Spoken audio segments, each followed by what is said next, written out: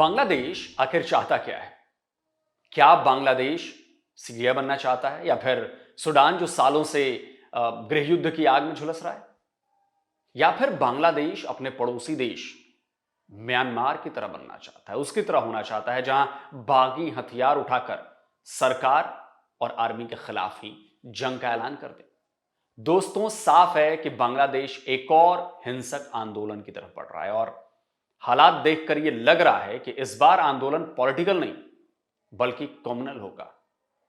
वैसे तो बांग्लादेश में पिछले तकरीबन 10-15 सालों से हिंदुओं को टारगेट किया जा रहा है, लेकिन अगस्त में शेख हसीना के तख्ता पलट के लिए हुए आंदोलन के दौरान और उसके बाद बांग्लादेश में हिंदुओं का उत्पीड़न जो है वो तेजी से बढ़ गया। उनके खिलाफ लोग निकल गए हैं और डरा रहे हैं, धमका रहे हैं, मार रहे हैं, पीट रहे हैं, बहु बेटियों की इज्जत लूट रहे हैं। ये आज का बांग्लादेश है।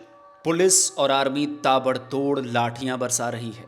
और पिटने वाले कौन हैं? पिटने वाले हैं बांग्लादेश के वो हिंदू जो अपने साथ हो रही नाइंसाफियों के खिलाफ आवाज उठा रहे हैं। हिंदू इलाकों में सड़क पर चल रहे आम लोगों को भी पीटा जा रहा है। बांग्लादेश में हिंदू एक बार फिर निशाने पर हैं और वो सो कॉल्ड नोबेल पुरस्कार विजेता मोहम्मद यूनुस की सरकार कानों में जो है वो तेल डालकर सो रही है। बांग्लादेश में हिंदू न केवल रेडिकल मुल्लाओं के निशाने पर हैं बल्कि पुलिस के निशाने पर हैं, आर्मी के निशाने पर हैं। सारे लोग मिलकर उन्हें टारगेट कर रहे हैं। ये बांग्लादेश के कोमिला की तस्वीरें हैं। बीती रात कोमिला का आसमान हर हर महादेव के नारों से गूंजता रहा। बारिसाल भी इसी तरह उबलता रहा। हाथों में मशाल थामे सैकड़ों हिंदू सड़कों पर उतर आए। बारिसाल के टाउन हॉल चौक पर हिंदू प्रदर्शनकारियों ने धरना दे दिया। बांग्लादेश में हिंदुओं पर किए जा रहे अत्याचार के खिलाफ हिंदुओं को जागने का आह्वान किया गया। राजधानी ढाका में रात भर इसी तरह के नारे लगते रहे। ये नारे बांग्लादेश में हिंदुओं के दमन और उत्पीड़न पर आंखें मूंदे बैठे चीफ एडवाइजर मोहम्मद यूनुस की नींदें उड़ा रही होंगी। पूरा बांग्लादेश उबल रहा है। बांग्लादेश का हर हिंदू अब अपने ऊपर हो रहे जुल्म से तंग आकर सड़कों पर निकल रहा है। वैसे तो बांग्लादेशी हिंदुओं के अंदर यह गुस्सा और यह नाराजगी पहले से ही धधक रही थी, लेकिन कल सनातन जागरण मंच के नेता जो कि इस्कॉन के सेक्रेटरी भी हैं, चिन्मय कृष्णदास, उनकी गिरफ्तारी के बाद उनके गुस्से का ज्वालामुखी फट पड़ा है। सोमवार को ढाका एयरपोर्ट से चिन्मय कृष्णदास को अरेस्ट किया गया था।